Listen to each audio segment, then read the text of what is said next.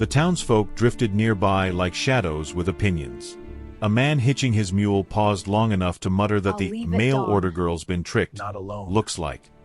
A group of women whispered behind gloved hands, their eyes sharp as sewing needles. Children, braver in their curiosity, lingered too close until their mothers tugged them away. Every sound seemed exaggerated in the thin morning air. The scrape of boots, the rattle of wagon wheels, the sighs of those who didn't know her but judged her anyway. Li Mei remained still, each whisper a stone placed quietly on her back. She had come so far for a name promised in ink. Now she carried only silence. Across the road, Rowan Tate stepped out of his wagon after loading supplies. Tall, broad-shouldered, with the steady movements of a man used to winter's temper, he watched her the way one watches a wounded creature, carefully, respectfully, without sudden approach. His coat was dusted with snow, his breath faint clouds in the cold. He didn't know her story, but something in her trembling stance tugged at an old ache he had trained himself to forget.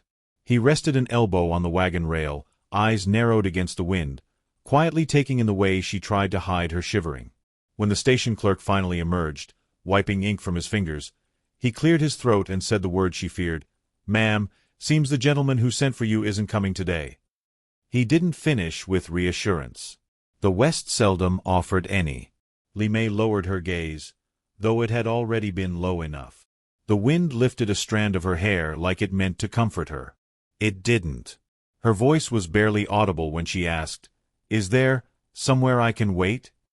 The clerk scratched his chin and gestured toward a small boarding room left unused since autumn. "You can shelter there for now," he offered, and she nodded, her gratitude too small to show. As she walked toward the narrow structure, Rowan noticed how she clutched her bundle as though it contained all her worth. People stepped aside but never toward her. Shame has a scent, faint as ash. The town could smell it. He almost followed, but stopped himself. Some storms, he'd learned, you don't interrupt until the lightning decides where to strike. Through the window of the boarding room that night, her lantern glowed softly. Rowan saw her silhouette kneeling, hands moving slowly, prayer or quiet repair, he couldn't tell. The snow piled higher, hours heavy with the kind of loneliness that carried its own chill. He wondered if anyone awaited her back in the lands she left. He wondered if she would survive the winter with nothing but a thin dress and a thinner faith in strangers. Morning arrived raw and brittle. Li Mei stepped outside with her bundle, resolve pressed into every breath she took. Her eyes were red but steady. She moved with a grace that looked practiced, the kind born from surviving disappointment more than once. She whispered something in her own language, words shaped like farewell, Rowan imagined. The sheriff, Marshal Briggs, approached her with a furrowed brow, asking gently if she needed help, but she only bowed and thanked him. "I will go," she said. "I do not wish to cause trouble." Trouble had already begun. Clive Turner, a ranch hand whose voice carried farther than his usefulness, leaned against a post and laughed loudly. "Ain't no one gonna take her in," he announced to anyone who'd listen. "Should have stayed where she came from." The cruelty was careless, tossed like gravel under a wagon wheel. Li Mei froze for a heartbeat, but she didn't turn. Pride held her upright even as shame gnawed at her ribs. Rowan, loading the last of his supplies, heard Clive's laugh echo like a slap. He looked toward the small figure standing at the edge of the street, her breath forming fragile clouds that disappeared too quickly. Something tightened in him, an old instinct, the one that made him step between harm and whatever deserved gentleness. He took a step toward her but stopped again, jaw clenched. He didn't know her. He had no right to decide anything for her. Yet watching her walk alone into the white horizon felt wrong in a way that scraped bone.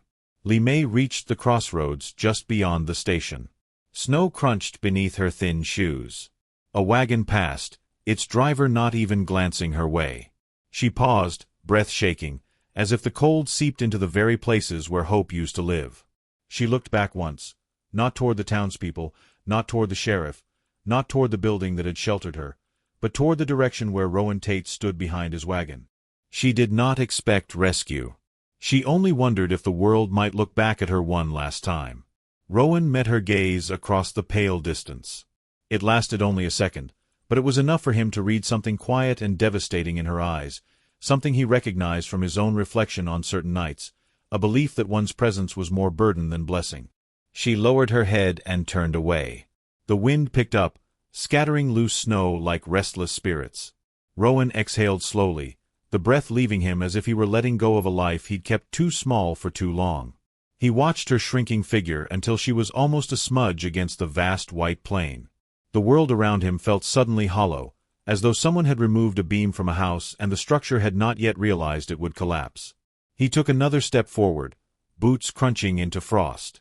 The wagon, the supplies, the safe routine of his day, all of it receded behind him. Something larger, quieter, more insistent pulled him toward the crossroads where she walked. The old soul of the story, the one neither of them knew yet, leaned closer to listen.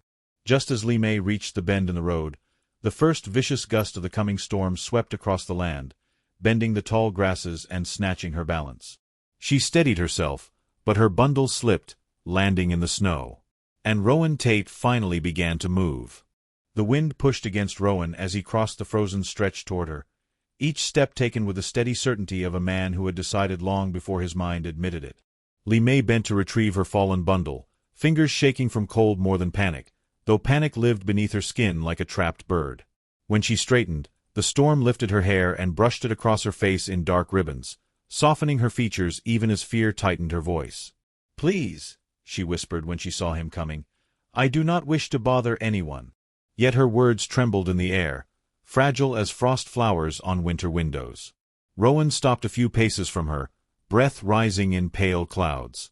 He wasn't a man known for long speeches.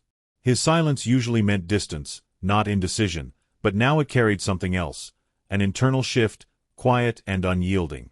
Snow hissed between them as though urging one of them to speak, to decide what the rest of the day, and perhaps the rest of their lives, would become.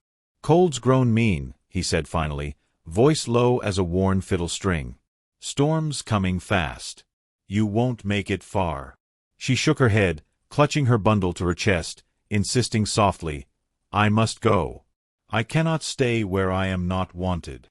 The words slipped out with a trembling sincerity that made Rowan look away for a heartbeat, ashamed at the world she had walked into. "Ain't about want," he murmured. "It's about surviving the day." But she turned from him, taking 3 unsteady steps toward the long white road. The wind caught her skirt, lifting the hem like it meant to drag her along. Rowan stepped in front of her without thinking, his shadow falling over her like a shield. "At least take this." He unbuttoned his coat, thick, woolen, warm from his body, and wrapped it over her shoulders before she could refuse. She inhaled sharply at the weight, the warmth, the unexpected gentleness. "I cannot," she said. "People already look. People look at anything they don't understand," he answered. "Coat won't change that." For a moment, neither moved. Snowflakes gathered in her lashes, shimmering like small truths she hadn't meant to reveal. Rowan didn't reach out, didn't touch her, didn't try to persuade her with anything beyond the simple fact that she was freezing. His restraint was more tender than any embrace could have been. But the town did not offer such understanding. Behind them, a creaking wagon wheel and a familiar voice cut through the wind. Clive Turner had arrived early to spread whatever poison he considered conversation. "Well, look at that," he called, smirking as he leaned against his saddle. Rancher Tate found himself a lost pet. Li Mei flinched, and Rowan's jaw hardened enough to crack stone. He didn't look back, didn't dignify Clive with the time of day, but Li Mei heard the whisper of his breath, anger tempered by effort. She bowed her head, cheeks burning beneath the cold. "See," she murmured. "I cannot stay." Rowan felt something inside him stir at that, something that had long slept under years of solitude. "Clive talks more than he thinks," he said. "Don't let a fool write your story." She blinked up at him, eyes glossy with cold and shame. "My story is already broken." Her voice cracked, but she steadied it quickly, as someone who has had to rebuild her dignity too many times. Rowan studied her, trying to understand the weight behind her words, but she gave him no more. Instead she took a single step backward, ready to slip away into the storm. He looked at the road behind her, long, merciless, disappearing into a sky waiting to bury anything small enough to vanish. "Come with me," he said, not as command, not even as invitation, but as acknowledgment of what the storm and the gossip would do to her. Just until the weather eases. She hesitated, shoulders lifting with the faintest breath of disbelief. Your house, she began, but he interrupted gently. Ain't a house that'll mind sheltering someone in need. His tone carried a soft finality, the kind of truth a man didn't withdraw once spoken. She searched his face, looking not for promises but for hidden costs, and found none. Slowly, she nodded, though her eyes betrayed the fear of stepping into yet another unknown. Rowan didn't reach for her hand. He simply walked beside her, matching her pace as though the snow would swallow either of them if they moved apart. They passed the last building of town where Martha Ellery stood sweeping her porch. She paused, gaze lingering on the fragile woman wrapped in Rowan's coat. There was no mockery in her eyes, only a quiet question. Rowan tipped his hat in greeting. Martha offered a small, sympathetic nod toward Limay, a gesture that warmed more than the coat did. But Clive Turner's final jeer echoed behind them. Storm will sort it out. Rowan stopped for a fraction of a second, breath hitching with the impulse to turn and shut the man up. Instead he forced the anger down, stepped forward again, and let the storm swallow Clive's voice entirely. By the time they reached Rowan's wagon, Limay's steps had grown unsteady. She tried to climb onto the seat but slipped. Rowan caught her by the elbow, steadying her without tightening his grip. She withdrew quickly, cheeks flushed beneath the frost. He pretended not to notice. "You'll ride," he said, handing her a blanket. "I'll walk beside. Horses handle better if weight's even." She knew he was lying for her dignity, but she accepted the gesture, tucking it quietly into her heart. The journey to his ranch was slow, snow gathering around their boots and wagon wheels like time layering over something precious. Limay watched Rowan as he walked beside the horse, head bowed against the wind, as though protecting far more than just her travel. She wondered why a man who seemed carved from silence would offer kindness when others offered cruelty. She wondered what loneliness lived behind his steady blue eyes, and whether it resembled her own. When they reached his cabin, wooden, weathered, but sturdy, Rowan opened the door and stepped aside. Warmth spilled out, scented with cedar smoke and quiet living. She hesitated on the threshold, as though entering might bind her fate in ways she couldn't yet name. Rowan waited without pressure, his stillness an invitation rather than insistence. Finally she crossed into the dim firelight, placing her bundle near the wall. The wind howled against the cabin as Rowan closed the door, sealing out the cold, and perhaps something else. Limay removed the coat slowly, folding it with both reverence and uncertainty. "Just until the storm passes," she murmured. Rowan nodded, though something unreadable flickered in his expression, a shadow of a truth not yet spoken. And then the lantern flickered once, just once, as if warning them that storms come in more shapes than weather. The cabin breathed with a warmth Limay had not felt in weeks, a gentle glow from the hearth casting amber ribbons across the wooden floor. She stood just inside the doorway, letting the heat seep into her fingers, half afraid it would vanish if she relaxed too much. Rowan hung his hat on the peg near the door and brushed melting snow from his shoulders. His movements were steady, almost ritualistic, as though he had lived alone for so long that routine had hardened into instinct. He glanced toward her, eyes soft but unreadable. "Fire'll hold steady a while," he murmured, voice low enough to blend with the crackling wood. "Warm yourself." She nodded, folding the blanket he had offered earlier and placing it on a chair with careful precision, as though tidiness might repay the debt she felt she had already become. She watched Rowan move about the room, lighting another lantern, setting a kettle on the stove, clearing space at the table. Not in a hurry, not avoiding her, simply living in his quiet way. Something about his stillness made the cabin feel safer than she expected. The storm scratched at the windows like a restless creature, but inside, time slowed. Each breath she drew felt heavier, as if thawing carried its own weight. She traced her fingertips along the frayed edge of her sleeve and whispered, half to herself, "I am only here for the storm." Rowan looked over, brow furrowing gently. "Storm'll take its time," he said. "You don't owe me anything but staying warm." His words struck deeper than she meant them to. In her experience, kindness always arrived with obligations hidden beneath it. Yet Rowan offered nothing but space. A kettle whistle filled the room, He poured hot water into a tin cup and slid it toward her. "Ginger root," he said. "Good for cold." She accepted it with both hands, inhaling steam scented with earth and quiet comfort. She did not drink immediately. Instead she lifted her eyes to him, trying to understand why he was different from every other stranger she had met in this harsh land. "Why help me?" she asked softly. Rowan leaned against the counter, arms folded, gaze drifting toward the window fogged by snow. "Because someone should have," he answered simply. She swallowed, unsure how to respond. Her heart tightened with a mixture of warmth and fear. Gratitude was dangerous. It tethered her to places she wasn't meant to stay. She turned from him, walked toward the window, and rested her palm lightly against the chilled glass. Outside, the snow swirled in ghostly spirals, a world erased and remade in white. A memory flickered, her mother's voice urging her to be courageous, to find her own path, even if it meant leaving everything familiar behind. But courage had never felt so fragile. Rowan stepped closer, keeping a respectful distance. "Town'll talk," he said quietly. "But they talk about anything that ain't their own reflection." She lifted her chin slightly, bracing for what she expected next, a warning that she should leave soon, or that he didn't want trouble. Instead, Rowan added, "What they say ain't what defines someone." She let out a shakier breath than she intended. Shame lived close to the surface, always waiting to be stirred. "They think I bring misfortune," she murmured. "That any man who takes me in will suffer." Rowan's jaw tightened. Superstition's a fool's excuse to be cruel. "You didn't cause your hardships."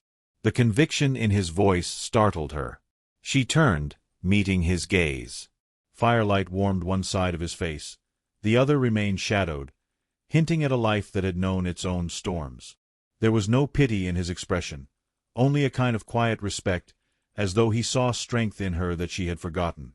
She held his gaze a moment too long, then lowered her eyes, cheeks warming. "I do not want to trouble you," she whispered. "You're not," he replied, gently enough for the words to land like reassurance rather than argument. A silence settled between them, not awkward but delicate, like a bridge forming itself one plank at a time. Rowan moved toward the door next, pulling on his gloves. "I'll fetch more wood before the wind worsens." She straightened immediately. "I can help." He shook his head. "You rest. Long journeys written all over you." She hesitated, then stepped forward anyway, reaching for her thin shawl. "Please," she said softly. "Let me do something." Her insistence had no sharpness, only the quiet desperation of someone who feared becoming a burden.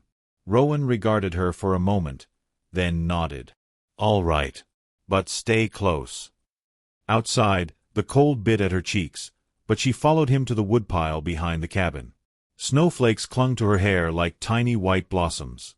Rowan handed her smaller logs, ones she could carry without straining. She gathered them carefully, as though each held significance. The wind whipped around them, rattling branches overhead. "You don't have to prove anything," Rowan said suddenly, his voice nearly swallowed by the storm. She paused mid-step. "I am only trying to repay kindness."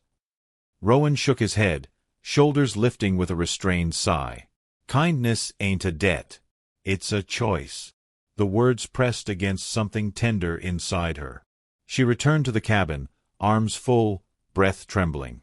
When the door closed behind them, the warmth enveloped her again, almost painfully comforting. She set the logs near the stove, her fingers brushing the floorboards. The simple act, helping, contributing, felt like reclaiming a piece of herself.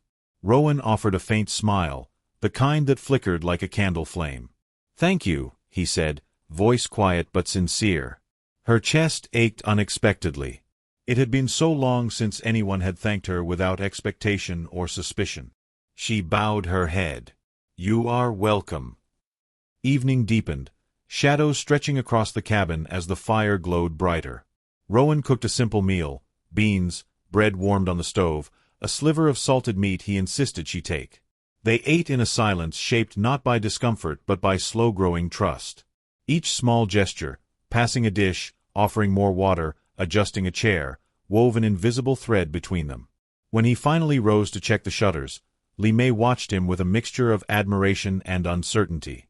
She could feel something shifting beneath the surface of her fear, something she dared not name. Rowan paused at the window, hand resting on the wooden frame. "Wind's picking up," he said. "Storm's far from done." She nodded, fingers tightening around her cup. Then, almost reluctantly, she asked, "And tomorrow? What then?" Rowan turned toward her, expression unreadable in the half-light. He opened his mouth to answer, but the sudden pounding of fists against the cabin door cut him off, echoing through the room like a warning no one could ignore. Rowan moved toward the door with the steady caution of a man who had weathered too many storms, but the pounding on the wood carried an edge that told him this was no ordinary visit. Li Mei stiffened where she stood, her fingers tightening around the cup as though bracing herself against a blow she already recognized. The storm rattled the shutters, but the knock was louder, sharper, born not of weather but of men who carry judgment in their boots. Rowan opened the door just enough to see Clive Turner standing on the porch with two ranch hands flanking him, their faces tight with the kind of superiority that grows in empty hearts. Clive didn't bother hiding his smirk as he leaned forward, boots planted wide against the creeping snow. He jerked his chin toward Li Mei, who hovered near the stove like a shadow trying to stay small enough to escape notice.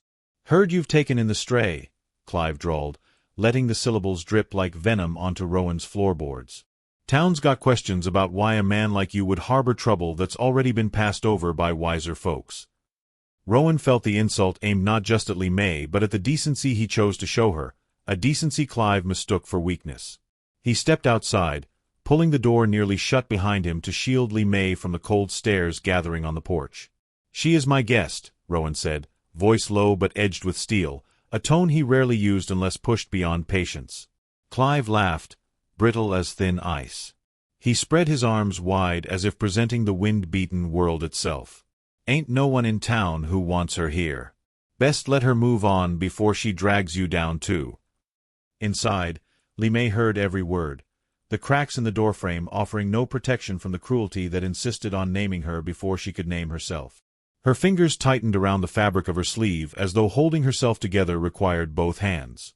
Rowan stepped closer to Clive, the heat rising from him not from anger but from the tired knowledge that people like Clive made the world harder for those who already carried enough sorrow. "Leave my land," Rowan said. "Storm's coming. Go home." Clive spat into the snow, then leaned in just enough for his voice to drop into a hiss. "You think sheltering her will change anything? You're fooling yourself." He turned abruptly, motioning for his men to follow, their boots crunching angrily down the path as the wind swallowed their shapes. Only when their silhouettes vanished into the white blur did Rowan re-enter the cabin, a heaviness clinging to him like wet wool. Li Mei stood near the stove, her eyes wide not with fear but with the guilt of someone who believed she had brought misfortune through mere existence. "I should go," she whispered, the words trembling as though pulled from the depth of old wounds. "I have caused enough." Rowan removed his gloves slowly, placing them on the table with deliberate care, as if choosing each gesture could somehow steady her breaking heart. He met her gaze, the blue of his eyes softened by a resolve she didn't yet understand. "You didn't cause this," he said quietly. "Clive's cruelty ain't yours to carry." She shook her head, the movement small but filled with the weight of years spent apologizing for simply being alive. "Everywhere I go," she murmured, "someone decides I bring harm." Her voice cracked on the last word, a fracture fine enough to miss unless one listened with the heart instead of the ears, something Rowan had learned long ago. He stepped closer, but not enough to crowd her, leaving space for her fear to breathe. "If you leave now," he said, "you know the storm will take you before sunrise." She lowered her gaze, watching the shadows tremble on the floor as though they, too, were uncertain which direction to take. He added, "But if you stay because you choose to, not because I asked." The cabin settled into a silence so full it pressed against their ribs, a silence that held possibility and terror in equal measure. Li Mei touched the pocket of her dress where she kept the single letter that had promised her a future that had dissolved the moment she stepped off the train. She lifted her eyes to him again, vulnerability shimmering like a candle fighting against the dark. "How long will the storm last?" Rowan breathed in slowly, the kind of breath a man takes when he knows truth may wound but must still be spoken. "Long enough," he said, That leaving ain't safe. Her shoulders slumped, not in defeat but in surrender to a truth she had tried to outrun since arriving in this unforgiving land. Before she could respond, a sudden gust slammed against the walls, making the lantern flicker violently, shadows snapping like startled birds. Rowan's gaze cut to the window, where the storm reared higher, but something else caught his attention. Footprints appearing in the snow just beyond the porch, fresh and unsteady, as though someone had approached the cabin only moments ago, then vanished into the dark. Li Mei drew closer to the hearth, unaware of the tension tightening Rowan's frame as he stared at the half-filled tracks dissolving under fresh snow. Something in their crooked pattern hinted at desperation rather than mere curiosity, as though whoever had left them had stood watching the cabin with intention heavy as the storm itself. Rowan stepped forward instinctively, his shadow stretching across the floorboards like a warning. He didn't speak, but Li Mei felt the shift in the air, a quiet dread curling around the room, telling her that the night held more than wind waiting outside. Something unseen pressed against their fate, urging the darkness nearer, as though the storm itself carried a watching presence. The storm deepened its howl as Rowan stepped toward the window, his breath fogging the cold glass while his eyes narrowed at the half-vanished footprints outside. They were too close to the cabin, too recent to dismiss, and shaped by someone who had paused long enough to watch. The wind tried to erase the tracks, but it had not been fast enough to hide the truth. Someone had stood at the edge of Rowan's porch, close enough to hear voices, close enough to carry intention. He felt Li Mei's presence behind him, light as a shadow yet filled with quiet dread. She clasped her hands together, not knowing whether to speak, not wanting to disturb the fragile equilibrium that held the room together. "Is it them?" she whispered, her voice barely rising above the crackle of the fire. Rowan turned, his expression steady but shadowed with concern. "Maybe just a traveler caught in the weather," he answered, though he knew it was unlikely. No one wandered this far off the main road unless they meant to. The thought of Clive returning in secret flickered through his mind like lightning behind clouds, but he tucked it away, unwilling to burden her with fear. Her shoulders were already trembling beneath the weight of too many winters she hadn't chosen to face. Rowan stepped away from the window and knelt to place another log on the fire. Sparks rose, swirling upward like fleeting stars before dimming into soot. The warmth surged through the cabin, brushing Li Mei's cheeks and coaxing life back into her fingertips. She watched Rowan's hands, large, calloused, gentle, moving with a care that didn't match his reputation as a solitary man hardened by loss. He glanced up briefly, catching the way she studied him, and the faintest shift softened his gaze. "You're safe here," he murmured. "I won't let harm find you." Li Mei lowered her eyes, unsure how to hold that kind of assurance. Safety, in her experience, was a temporary shelter at best, a thin roof over promise that could collapse at any moment. Yet Rowan's voice settled inside her, a small ember that refused to die out no matter how many storms had passed through her life. She took a slow breath, courage gathering in her chest. "I have never been safe anywhere," she admitted softly. "Not truly. Not since I left home." Rowan rose, his movements unhurried, and stood before her. The lantern behind him outlined the broad silhouette of a man who had spent years keeping the world at arm's length. Yet now he reached for something fragile in the dim light, her trust. "Then let this be different," he said.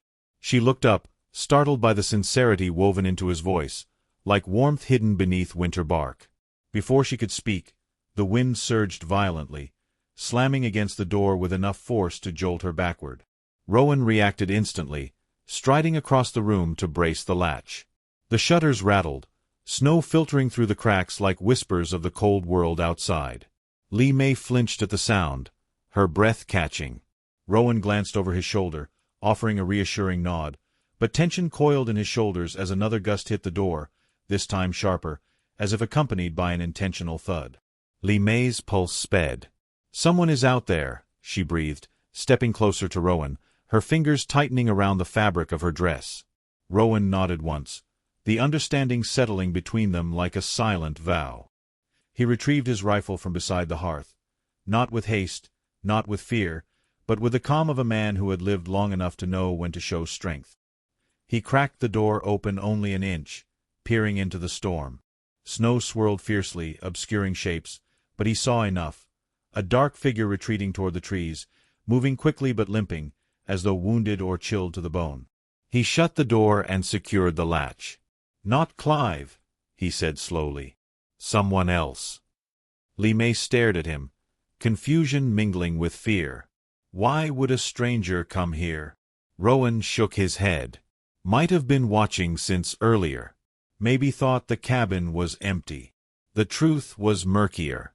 Whoever it was had left too quietly to be a harmless wanderer. But the danger was fading into the storm, and Rowan would not leave Li Mei alone to chase shadows. As he turned back toward her, she stepped in front of him, her hands half raised as though trying to shield him from imagined harm. "Please," she whispered, "don't go out. Don't leave me." The plea slipped from her lips before she could stop it, raw and trembling.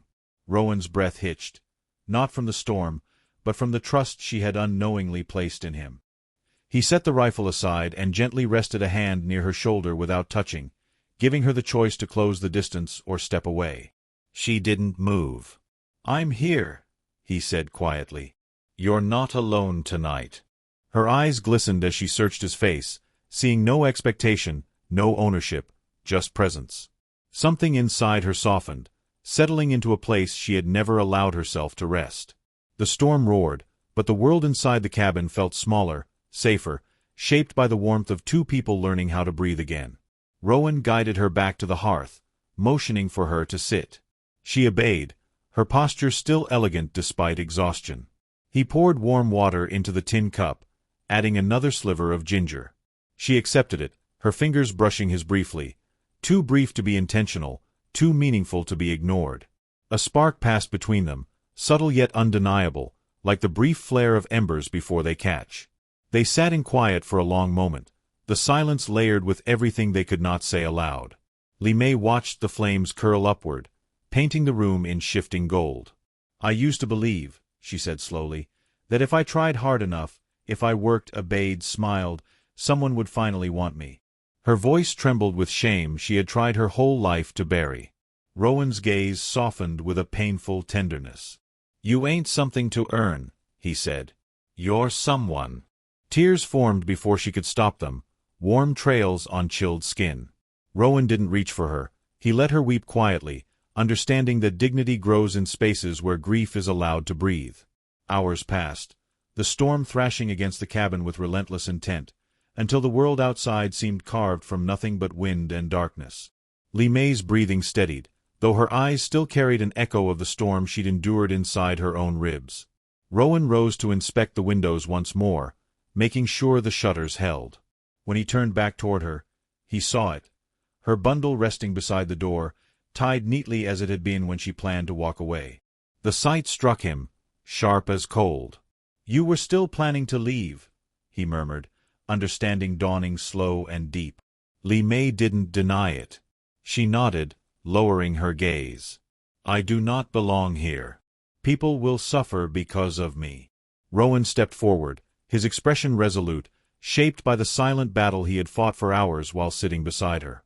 "Listen to me," he said, voice carrying the weight of a truth he could no longer hold back. "You walk out that door, the storm will bury you. And even if it didn't, I would never forgive myself for letting you believe you had to face the world alone." Her breath caught, the smallest gasp slipping between parted lips as something inside her cracked open. Fear mixed with longing, doubt tangled with the possibility of being cared for. He moved to the door and placed his hand firmly on the latch. Then, with deliberate, unmistakable clarity, he slid the heavy wooden bar across it, sealing the storm out and sealing her fate inside the warmth of the cabin. "You're not leaving," Rowan said softly, not as a command, but as a promise. "Not alone."